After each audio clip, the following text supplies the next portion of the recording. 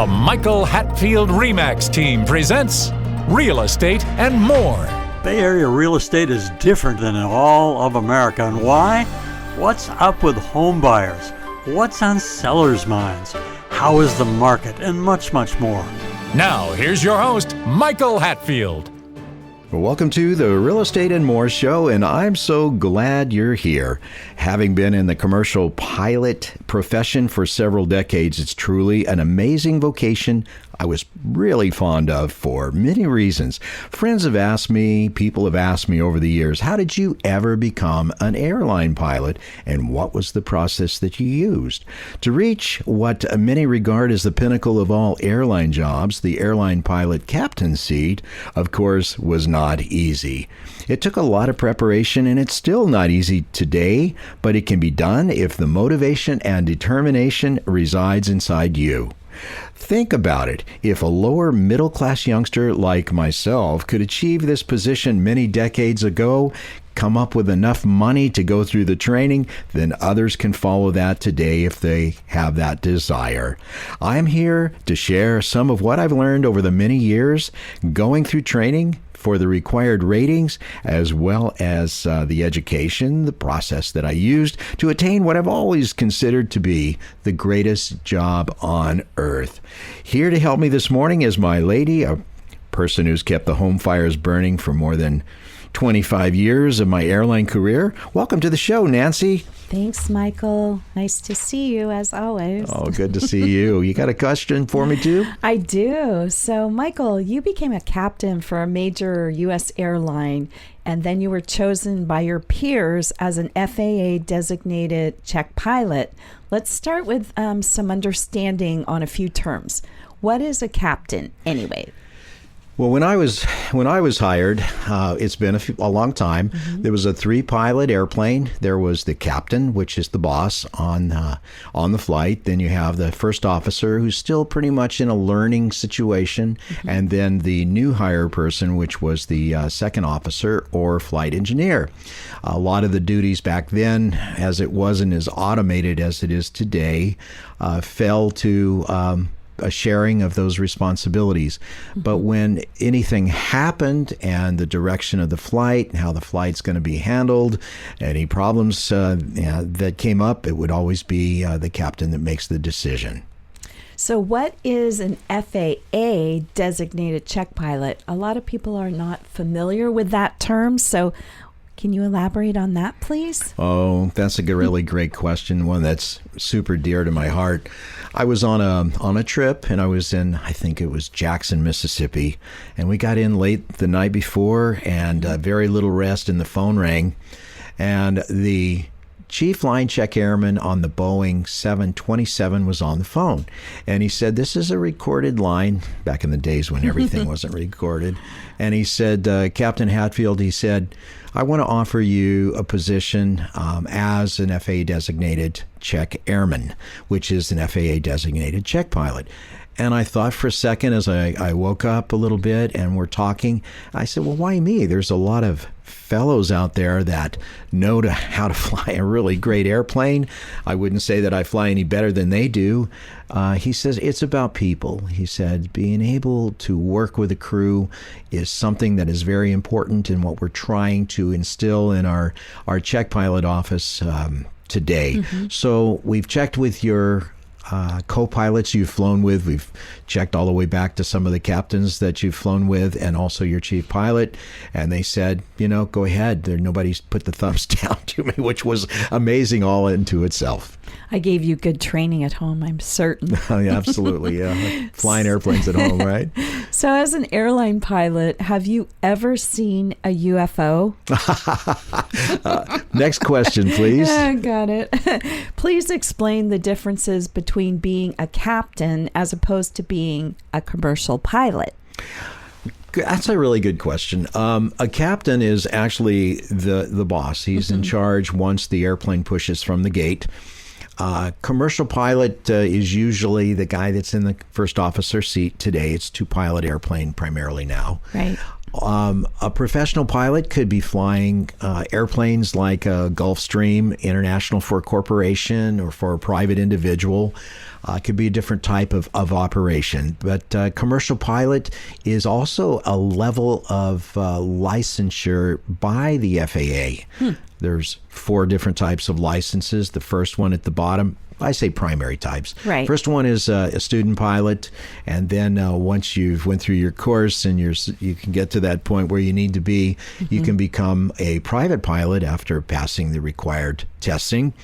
And then once you've attained so many hours, then you can go through the process and become a commercial pilot licensee. That's one that has attained and has received a license in your pocket that says commercial pilot.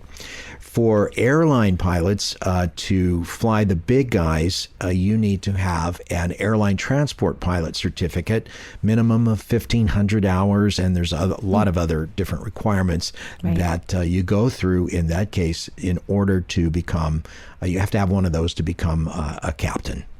So if someone wanted to earn a license to carry, say, their friends around in a light aircraft, what license would he or she have to earn?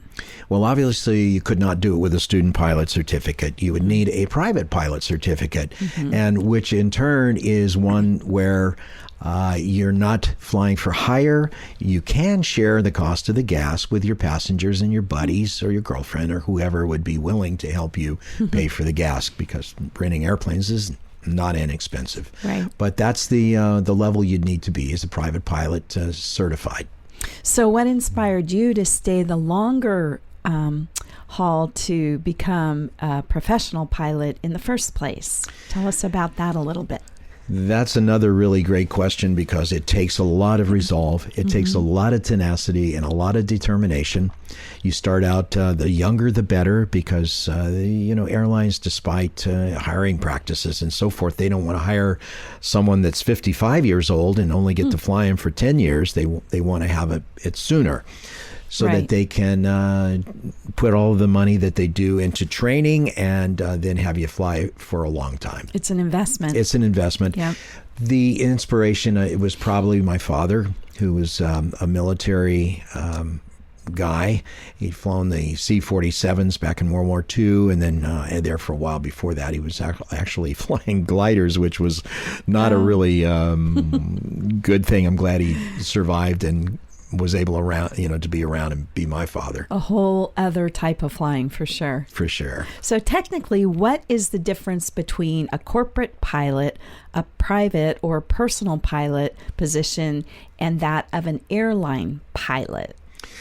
The corporate pilot is one that's well qualified, obviously, and is hired to fly an aircraft for a company or corporation. It's a term that we used. He's a corporate pilot for XYZ Corporation, and they have really great equipment to fly around their top level executives. And I know a lot of people are critical of corporations using funds to fly jet airplanes, because they are not inexpensive to operate. But if these fellows are doing $100 million deals, getting him face to face with the client is a very important thing to do. So a corporate pilot is one that works for a corporation. A personal pilot is one that flies either for hire or flies for money for a private individual, usually one that has wealth. A private pilot is, you can be referring to the license, which means that it's a person that has achieved a private pilot certificate and can fly friends and family around, not for hire. Which we've done some of that ourselves Yeah, for fun. Yeah, but, yeah, for sure. So can you describe for our listeners and our viewers the work that an airline pilot actually does?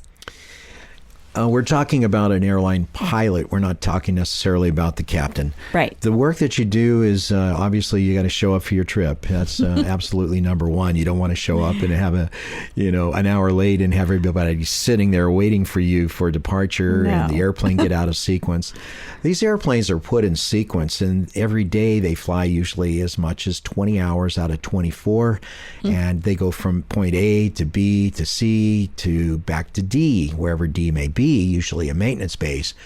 And then the airplane pilots are put, and also the flight attendants are put on rotations that go in and out of those particular cycles. It's a complex thing to take, to keep track of, and the airlines do a marvelous job of it. Believe it or not, folks, they really, really do. So what does it entail? You show up for the trip. Usually I showed up always 2 hours before.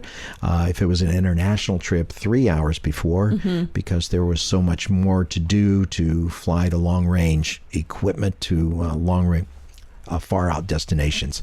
But you show up, you review the flight plan, you make sure the aircraft is ready to fly, or if it's in the process of maintenance work being done on it, you pay attention to that, make sure that it has been completed. And once it's been completed, then you work hand in hand with a dispatcher, which is in the operational control center, that provides the draft of the flight plan that you may use, because these flight plans are constantly changing in flight. They're not always cast in stone. In fact, they're really never cast in stone. So if it's going to have you fly to New York from the West Coast, they might have you going up over Denver. But by the time that you put weather in there, you may be, as the pilot, making a course correction to go south of the weather or go north of it, depending on what the weather is. Takes a lot to run an airline, more than I think sometimes people can even fathom, but that's just my thought. So an airline pilot, does he or she fly the same route every month? Like, how does that work out? And do you sit on reserve sometimes, just waiting for a call? Like, what can you talk about with regard to that? The same route every month if you're senior enough in your seat, meaning that you have been employed the longest. That's called seniority. Then you can choose what airplanes that you want to fly, and therefore each month when you bid to fly a certain set of trips, that you're given priority to do that. Most new pilots are on a reserve type of basis, and that means that if you're a long call, that means that they give you a period of time, like 20 hours or 18 hours, to get from wherever your home is to your base, and then you're ready. Or if it's short call, it's usually 2-3 hours or so. That means that you got to be in position to go fly if you're on short call reserve. The most junior in seniority are in a position to where they are on reserve. Right. When you don't live at your base or very close to your flying base, it can make it a little more challenging to make sure that you get to your base so you're lined up for that next trip. So yeah, absolutely correct. It's interesting. You and I always chose to leave the family in one place, and then I would fly to whatever base I had at the time, because I would change every year, 2 years or so. What base that I would be flying out of. And if I were to take the family and move each time, it would be a reorientation for the children. And that's kind of a tough way to go. So we made the choice and said, okay, if I'm going to fly out of, Salt Lake or Los Angeles or Georgia or New York, that I would commute.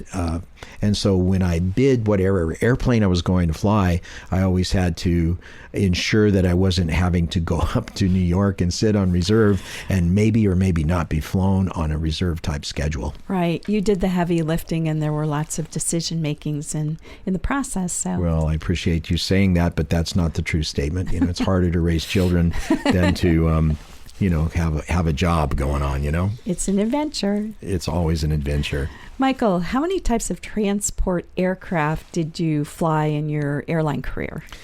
I flew the 727 DC-10. I flew the L-1011 TriStar.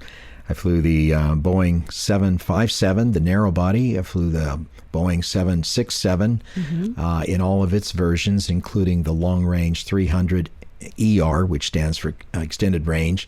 Right. I loved every single one of them. They all had their own unique, wonderful characteristics, or a little bit, not as desirable, I think, with flying. I always remember you talking about the 757 dash whatever you were flying, or the 767 dash whatever. It was like, okay, what are you flying? Oh, okay, got it. But you could fly all of those once you were trained. So anyways, depending. But what was the largest aircraft you have flown in your career? The largest for me, the airline I flew with, pardon me there, did not have the 747 when I was there. And so the largest we had was the L-1011 TriStar, and it had a max takeoff weight of about 525,000 pounds. And passengers, and they're always changing passenger configurations. International, I think it was like 250 people. Domestic and also Hawaii was like 302 passengers on that airplane. Big machine. And they wanted to go there, get them to the islands. Yes, yes, yes. So you're listening to the Real Estate and More Show, Corporate and Personal Pilots episode. I'm your host today, Nancy Hatfield. And now let's get back to our guest, Michael Hatfield. I'm the guest.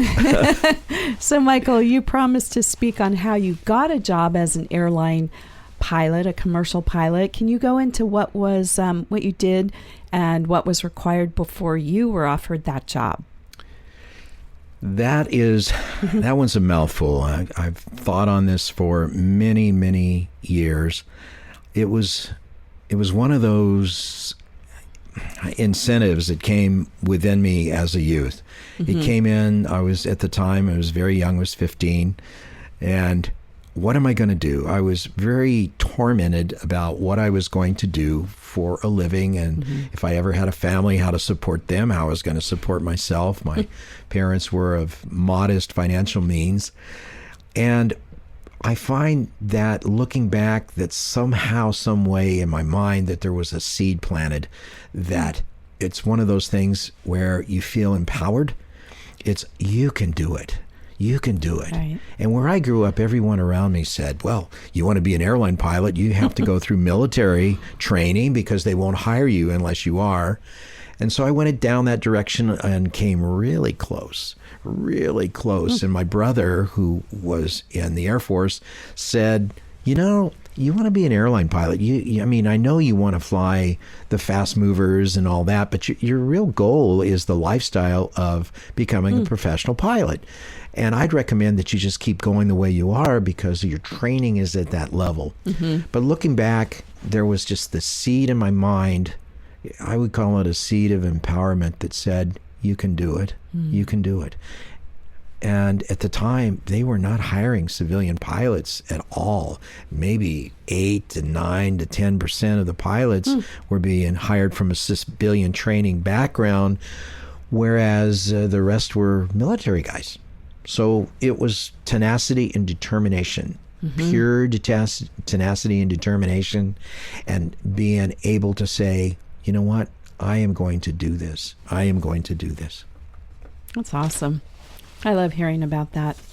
So once you had achieved the minimum hiring qualifications for most of the airlines around that time frame, how did you navigate the various airlines' hiring processes? Like, tell us about that.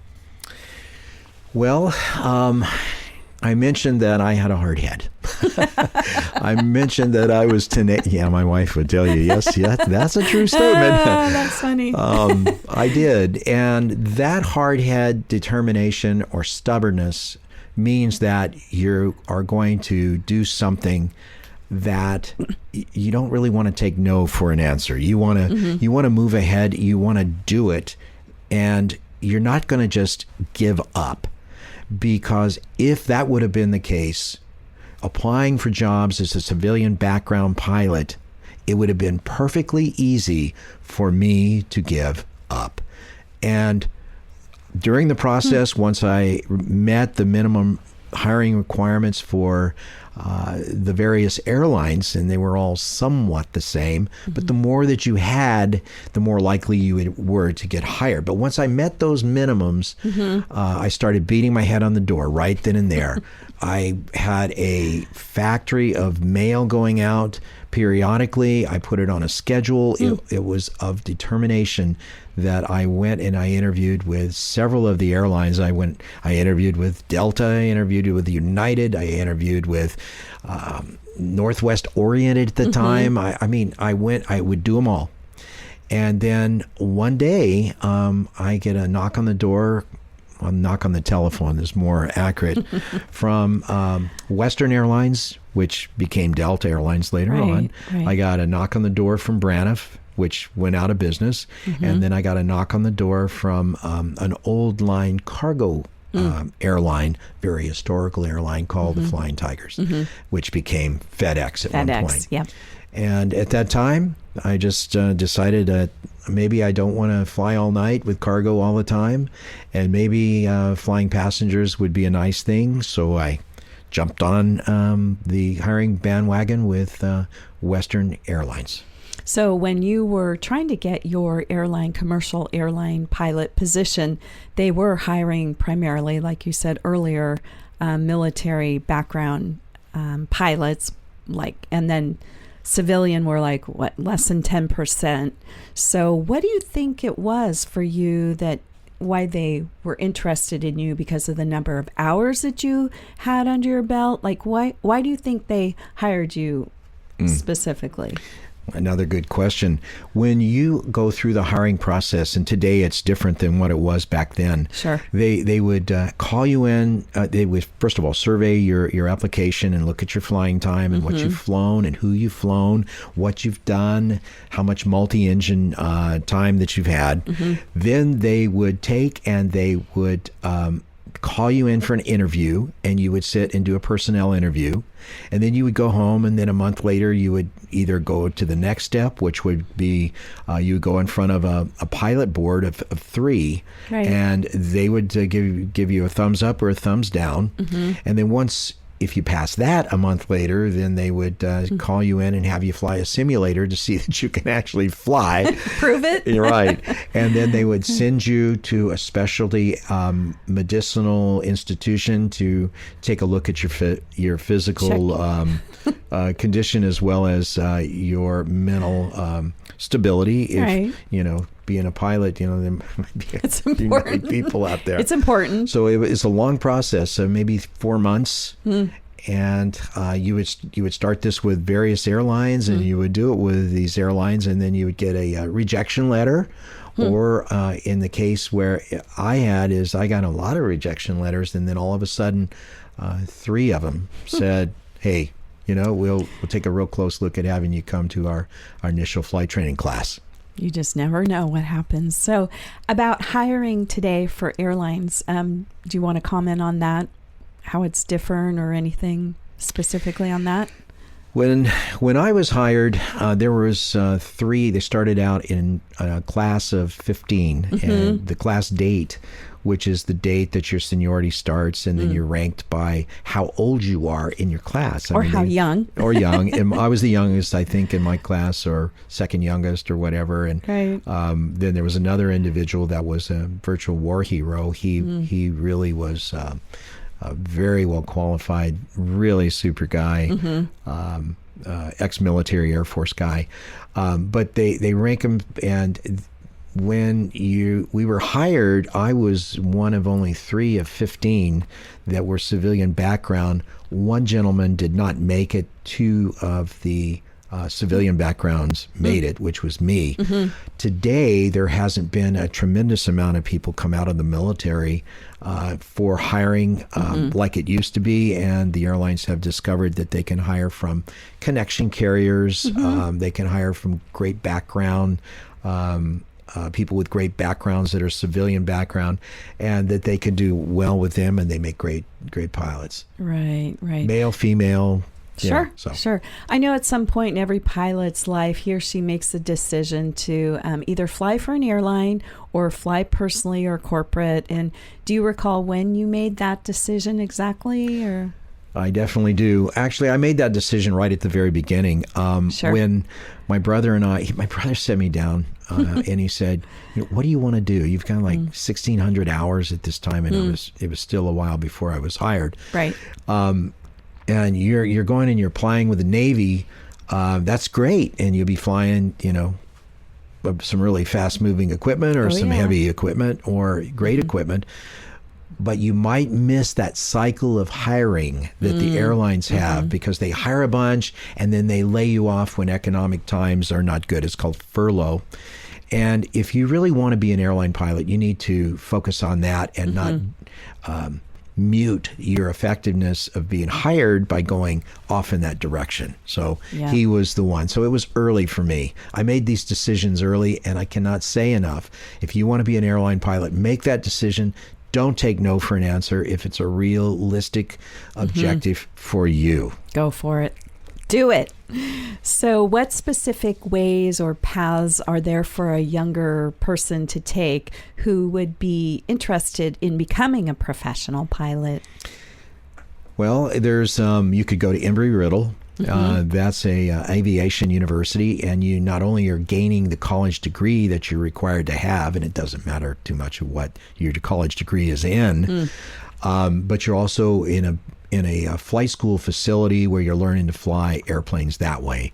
You can go that direction and buy yourself through the ratings to where you meet the minimum airline qualifications for hiring. Okay. The second one is you can come out of the military. They love military pilots. They always have, provided they like you as a person, as a military or an ex-military pilot. So those are the two directions. Or you could end up going privately, working your way through your ratings, going to work for a connection carrier as a co-pilot, work your way there, and then go to one of the major carriers. That's the other third direction. Sure. And we actually know some of your pilot friends whose children went and became pilots. But is the process different to become a corporate personal pilot than an airline pilot, really? It really, it's not a lot different. Okay. It's just a different stage. If you're going to fly Gulfstream for a private or commercial, then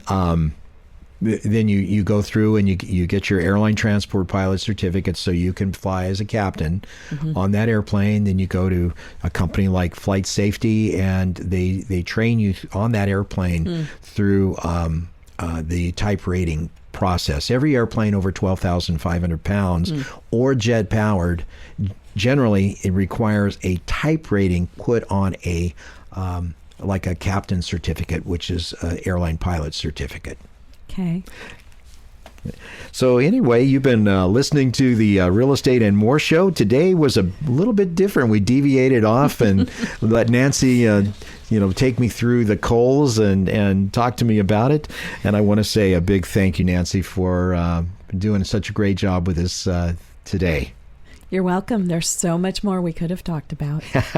You've been listening to the Real Estate and More show, and I'm Michael Hatfield. And please go to our YouTube channel at My Real Talk Show. That's at My Real Talk Show on YouTube. And if you would be so kind, like and subscribe, and we'd really appreciate that. We'll be back in a moment with our next special guest.